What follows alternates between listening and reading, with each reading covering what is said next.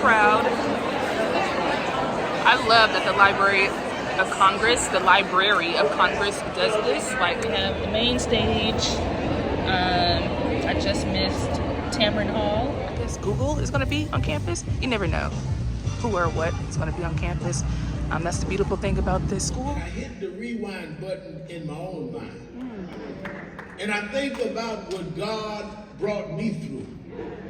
I'm not talking about stuff you read on the internet. I'm not talking about stuff you heard on the news. I'm talking about things I never told my best friend. Ooh, we are back. Hello, lovely people. Welcome back to my channel. If you are a regular here, and if you're new, hello, hi, welcome. I'm N.HARV, aka N.HARV. I'm a book editor, a traveling writer, and a doctoral student at Howard University. So all 3 in 1 is what you can find in this channel. You can find book writing tips, as well as education, writing tips, as well as some travel vlogs, because I love to travel, but I write while I travel. I'm a traveling writer. And also day-to-day footage of me out and about in DC. Like right now, I'm actually in DC heading to the National Book Festival because I moved from LA to DC, obviously, to attend Howard a couple of years ago. So I'm just enjoying like my time in the DMV as a late 30s. Okay, I'm in my late 30s, but I'm going back to school. So it's never too late, guys. It doesn't matter what your age is. If you have a desire, and if you can, if your life permits it, I say do it, go for it. So yes, as my channel is evolving into showing more of my, day-to-day life, now that fall semester has kicked back in. By the way, I didn't get any footage. Like, this is my first week back in school. I'm in my 3rd year, guys, 3rd year in the doc program, but I didn't get any footage of me at class or on campus this week because I'm still bouncing around. Like, this is the semester that I'm taking cognates. Those are kind of like electives, if you will, or like related classes, not your core classes, but classes that are related to your dissertation topic, but they're not necessarily like your core classes. So they're topics and courses centered around what you would like to study or what you think would be helpful to your research. So this has been an interesting semester. This is the first semester that I'm like, I don't know what I'm going to take. So I didn't vlog this week, but as you can see, I am vlogging as I'm out because I'm actually at an event that I think will be in alignment with this channel, right? I'm at the National Book Festival hosted by the Library of Congress at the Convention Center in downtown DC. So I'm going to take you guys around. This will be a short vlog, but I'm getting back into the swing of things. So, you got to start somewhere. So getting back into the swing of things with my DC vlog content now that summer's not over, but like my summer travel is kind of, coming to an end. So I'm easing my way back into regular content. I'm sorry, I'm sweating, so I have to get out of this car, but I just wanted to do a quick intro to let you guys know that I miss you. We're back in DC, and we're ready to rock and roll. So let's go to the National Book Festival. All right, guys. Okay, that line to like this ramp around was actually to go through the metal detector, which is good because it's a lot of people here, so let's not a bad thing. Oh my lamb, it's just, let me see how I'm going to navigate this. Welcome to the Convention Center, the Library of Congress Book Festival, National Book Festival. Okay, just got off the elevator. I went to the very top floor. I'm gonna go top down. To the left, there's something happening. I don't have a brochure or like a pamphlet or anything, so let me get that so I can be more descriptive. But I imagine, yay, whatever is happening, I imagine what do you call this, like the expo hall is going to have a lot of books. So I'm going to check this out first and then see if I can go to like a workshop or session. So we are here, guys. Zoom in. There we go. Ooh, Lord. Let's see if we can brave the crowd. I love that the Library of Congress does this. Like, after watching Parks and Recreation, like this is going to be a little bit of a tangent, but after watching Parks and Recreation, I'm just like being more exposed with my current DC job, I'm very much into policy and like local policy, and since I'm in DC, like the Library of Congress, what it offers, etc. So when I heard about this, I was like, oh, I have to jump right on it. And I am looking for like literacy books, writing literacy books. So I may have to put the phone down and focus for a second. I may actually have to get a brochure or a pamphlet because I don't know what's happening right now. Sorry guys, my phone was on cinematic mode before, so I couldn't zoom in or focus, my bad. But now that I can, it's like separated into sections. You have the APA, American Psychological Association, and then I think I am trying to, I think my focus is right there, Scholastic. And then to the right, we have book sales and then book signing. So this is where the authors are coming to sell their books, to sign. I want to be more like in this area for now because I want to see like what the process is for authors and book influencers and sort of get an idea of how this happens, because in the future your girl will be at one of these events as an actual, you know, representative of N.HARV LLC. So I want to make sure that I meet the right people, make the right connections. I figure out how to become a vendor, and even an author who is going to sell books and sign them. So here we go. Ooh, also, Politics and Prose is a sponsor. That's cool. I see it separated by genre. We have, nonfiction over here. Let's go to the left. This nonfiction was there. To the left of it, middle grade. And then over here we have state picks. That's kind of cool. Books about your state. And the process for those who will come next year, you get your books, right, according to your genre of choice, and then you check out. So the checkout area is right here. Those are lovely people who can help. I love this section.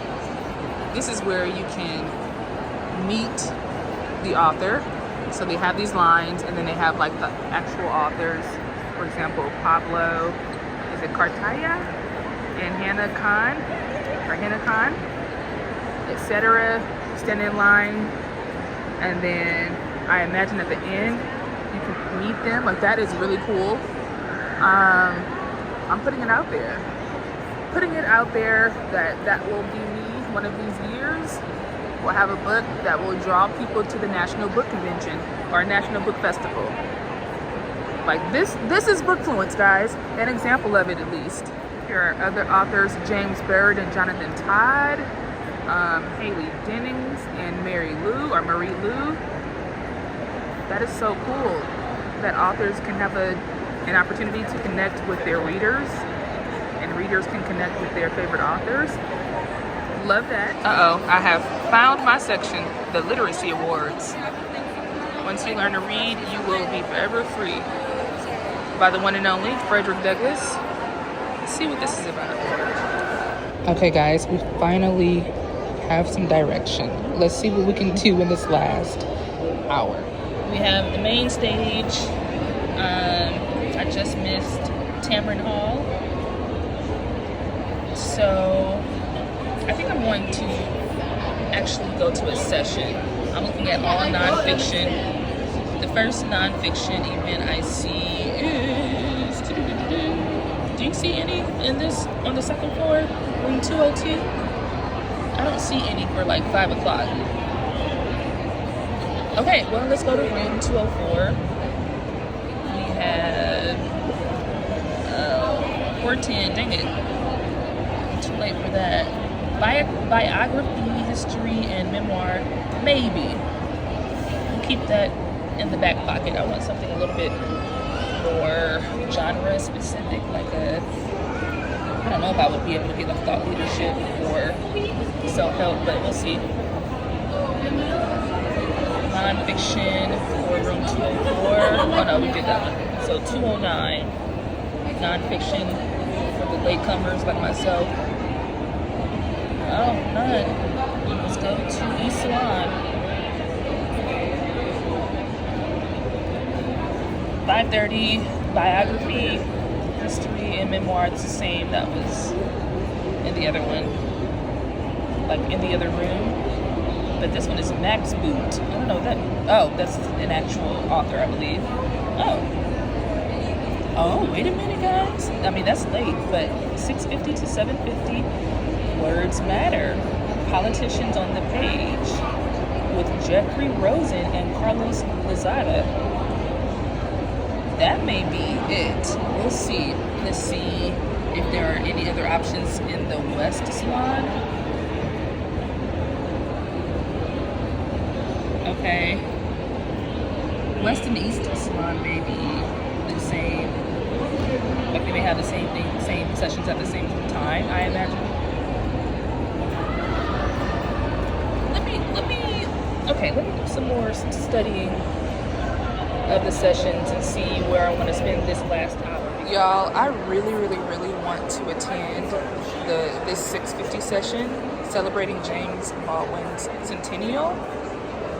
But I do not want to stay this late. This is what I get for, coming later on. But I did have a business meeting earlier today, so it wasn't like I was lollygagging, but still.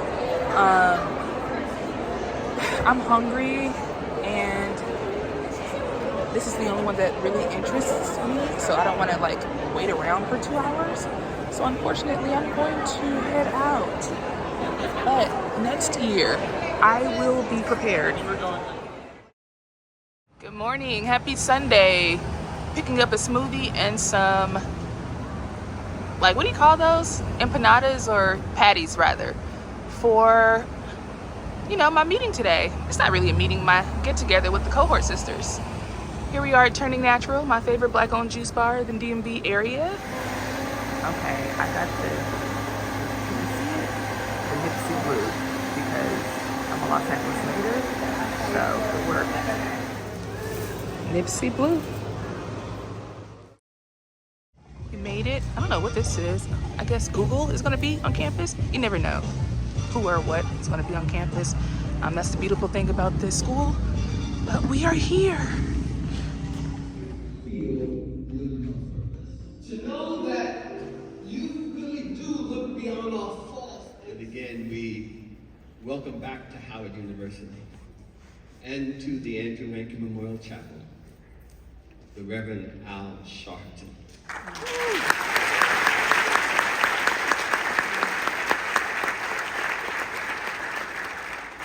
He's been hailed by former President Barack Obama as a champion for the downtrodden. He's the host of Politics Nation on MSNBC.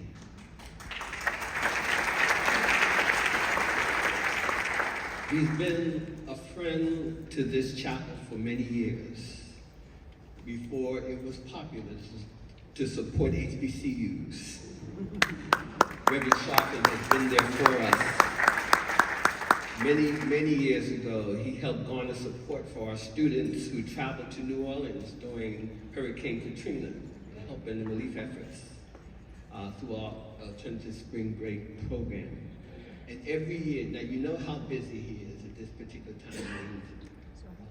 Just give him thanks, and give God thanks for the way he represented us at the National Convention.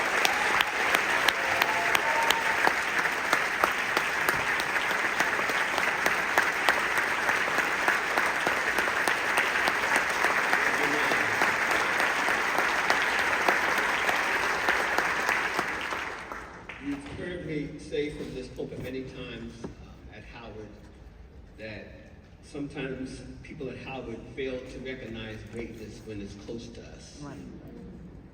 But with regards to the Reverend Al Sharpton, the nation is included in that. That we have failed to recognize all that he has done for us as a people and for this nation. honored to be here at chapel here at Howard University with one of the outstanding figures in our religion and in our race and in our community, and my friend Reverend Dr. Bernard Richardson. Give him a that Howard now has become a national standard. We always knew it was. And it is, I don't know if it was Richardson or just Providence, but when we agreed to the date to be here with you at chapel, I had no idea it would be the Sunday after we saw this nation see the acceptance of the nomination of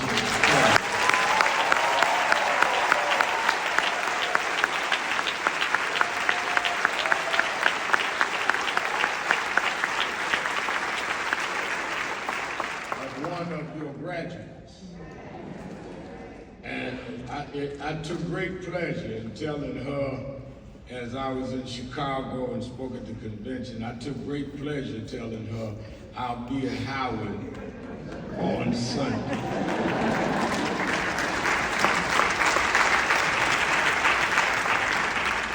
And she took great pleasure telling me, well, I'm practicing for the debate at Howard. And I said, well, it's appropriate since Howard taught you how to debate. Takes great pride, but it changes a lot in this country. I don't want y'all to take that for granted. It changes a lot in this country when this nation has to accept the fact that you not only have graduates of Harvard, but graduates of Howard that can lead the United States of America. So you know what God can do. If you've been through some stuff and God brought you through, you ain't at chapel this morning guessing what God can do. You know what God can do.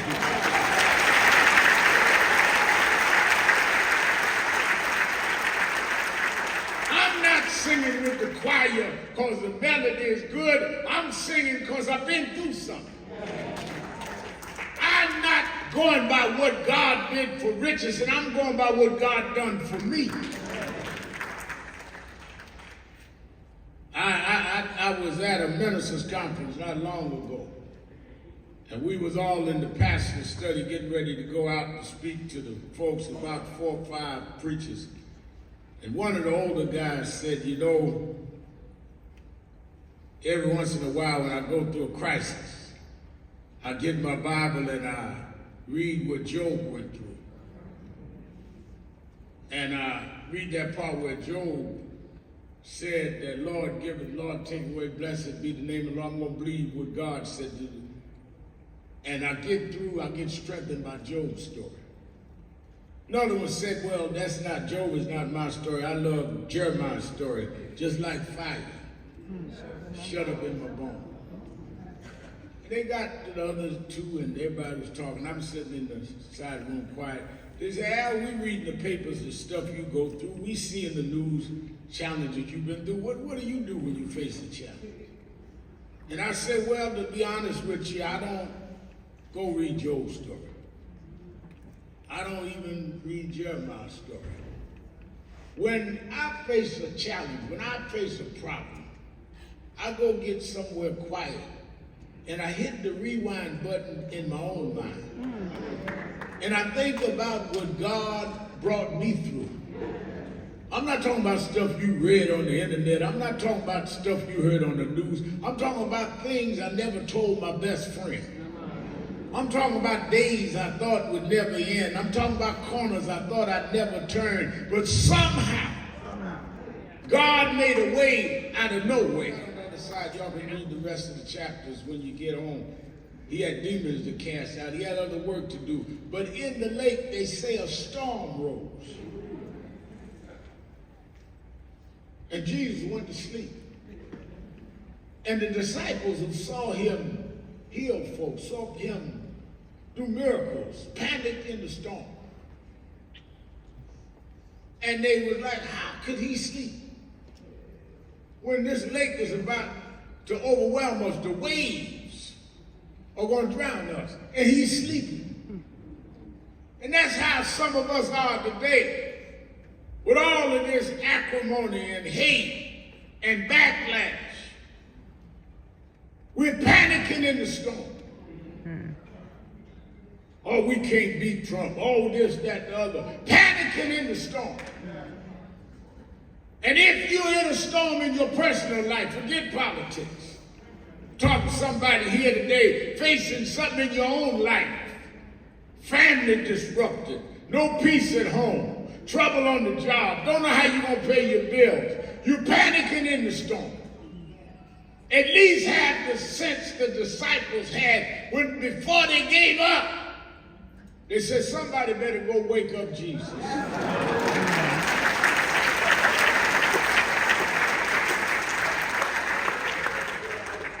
And when they woke him up, Jesus didn't reprimand them, nor did he give a scientific lesson. He just said, peace, be still.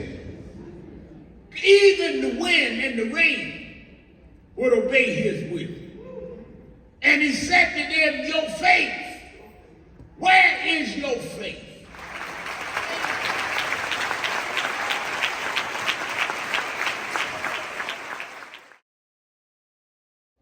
Okay, it is post-chapel, and Reverend Al Sharpton, always a treat. I love how he mixes like politics with religion, two seemingly like non-mixable subject matters, right? But he does it so effortlessly and so necessarily. I think it's very necessary, especially considering the climate that we're in as a nation. It just was great and still gave scriptural context. Like he came from the book of Luke, chapter 8, I believe, verses 20 through 24, talking about, you know, when the storm was very vicious, right? And Jesus and his disciples were out in the water. My man fell asleep. Jesus was asleep, and you have the disciples who are panicking. And once they got into that panic, it was like, okay, let's do what we know how to do, or do what we know to do. Let's wake Jesus up. And Jesus simply was like, peace, calm, you know, to the storm. And he has that much power, but it took their faith, the disciples' faith, in order to, you know what to do next. And Reverend Al Sharpton talked about direction, and it was just good. It was just good. I have little bits from the service, as you guys saw, but it does not compare. So if you want to see the full video, go to Andrew Rankin Chapel. Andrew, excuse me, ANDREW, Rankin, RANKIN, Chapel. It's the page for Howard's Chapel, and check it out. This is August the 25th, so check out that particular service. All right, guys, I am going to figure out what to do to fill the gap before I head to my Cobra sister's house, so we can, talk about the semester and just hang out. We haven't hung out in a while. I'm excited. Bye. Okay, we are on the rooftop. We have a nice picnic spread here. At least has everything. We have Frito scoops, strawberries, vegan and gluten-free donut holes, olives, trail mix, crackers, with the salami. Is this, the ice? I heard that. We have, what is it, spritz, you said? April spritz. Sparkling water, lemonade, and then I have, because I went to the smoothie shop earlier this morning, but I had my AC on the whole time. So I have these patties, which this is not my brightest idea to buy them before service. However, there's no dairy in here, so no worries. And the AC was on. And Jamila's bringing out food, so we're gonna have ourselves a good time. You guys wanna say hi?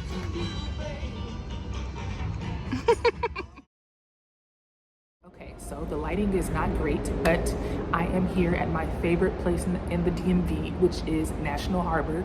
If you know me, then you know that I love walking around like the harbor, ready, having my workout gear, or what I deem to be workout gear. It's like false fall or fake fall, so it's not as hot as it was earlier today. It's a little bit cooler, so I have on my sweatshirt, but it's actually still pretty warm. Anyway, I'll show you guys around a little bit, but I'm gonna work out, you know, for 45 minutes or so, and then get back home and get ready for my second week of classes. I just wanted to properly though end this vlog and say thank you for watching. This is a day in the life, or a weekend in the life, of a 30 plus, 35 plus doctoral student at Howard University. So I hope you guys enjoyed, and tune in for the next vlog. Make sure that you subscribe and pass this video along to anyone that you know would like to see more content like this. Education.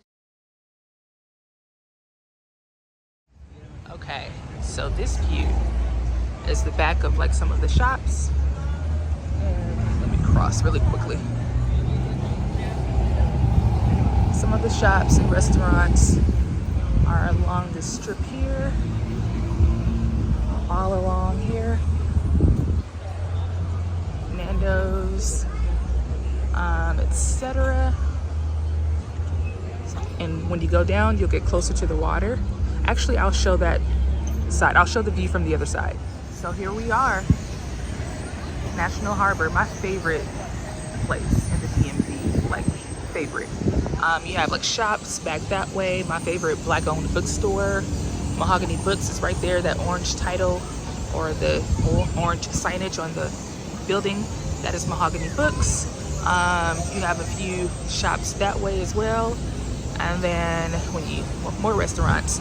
When you spin around, look at that view of the Ferris wheel. That is like, I'm trying not to get people, want to respect their privacy, but look at the view of the Ferris wheel, and the sun is setting, and the Potomac River. Like, oh my gosh, it's just gorgeous. It is just gorgeous. Sometimes I go down these steps and just walk along the river. There's a trail that you can walk like all the way to the outlets, but okay, wait a minute guys. I said the vlog was over, but I had to show you. The harbor is having their annual like lantern festival. So you decorate your lanterns and then you place them in the Potomac River, and look how pretty it is. Like, it's so pretty. It's dark, but everything is lit up by either lanterns or cell phones or those LED lights or whatever kind of lights those are. But look at this view. This is how, just now y'all see why I love the harbor. Like, the view is unmatched. Look at this. Lanterns to my left. Ferris wheels to my right. Okay guys, the vlog is really over now. Happy Sunday. See you guys next time.